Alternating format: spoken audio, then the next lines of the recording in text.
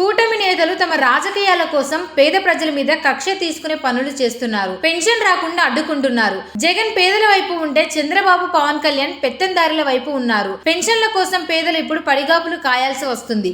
ఈ పెత్తందారి మనస్తత్వాన్ని ప్రజలు తిప్పికొట్టాలి. ఫస్ట్ వచ్చింది అంటే పింఛన్ వస్తుంది అనే ధీమా అవ్వాతాతలకి, ఇతర పింఛన్ పొందే వారికి ఉంటుంది. ఇప్పుడు ఫస్ట్ వచ్చింది, పింఛన్ వస్తుంది అని అందరూ ఆశగా చూస్తున్నారు. అయితే గుమ్మం ముందు నవ్వుతూ నిలబడి తాత పెన్షన్ తీసుకో, అవ్వ వేలిముద్ర వేదువురా అని పిలిచే వాలంటీర్ ఇప్పుడు లేడు. అవ్వాతాతలకు ఇంటింటికి వెళ్లి సేవలు అందిస్తున్న వాలంటీర్ల కాళ్లకు చంద్రబాబు సంకెళ్లు వేశాడు. వాళ్ళు పెన్షన్లు ఇవ్వొద్దని పిటిషన్ వేయడంతో ఆ పెన్షన్ల పంపిణీ ఆగిపోయింది.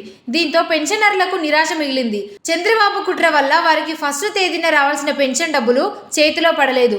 ఆయన చేసిన ఒక్క దురాలోచన మొత్తం లక్షలాది మంది అవ్వాతాతల ఆశలు చిదిమేసింది. ఇప్పుడు ఎండల్లో ఆ అవ్వాతాతలు, వికలాంగులు సైతం సచివాలయం వద్ద కాపు కాయాలి. దీంతో పాటు రేషన్ సరుకులు కూడా ఇండ్ల వద్ద ఇవ్వొద్దని అడ్డుకోవడంతో బియ్యం కోసం ప్రజలు రేషన్ డిపోల వద్ద గుమిగూడుతున్నారు.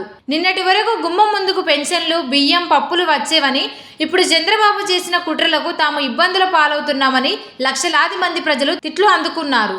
ఇప్పుడే ఇలా ఉంటే చంద్రబాబు పాలనలోకి వస్తే రాష్ట్రం మొత్తం అవస్థల పాలవుతుందని భావించిన అవ్వాతాతలు ఈసారి ఎన్నికల్లో తమ సత్తా చూపుతామని అంటున్నారు. మా వయస్సున్న చంద్రబాబుకు ఇదేం పోయే కాలమని వారు శాపనార్థాలు పెడుతున్నారు.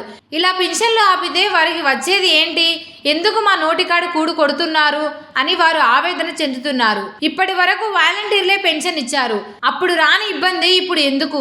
పేద ప్రజలపై కొందరు కక్ష పెంచుకొని ఇలా చేస్తున్నట్టు ఉంది.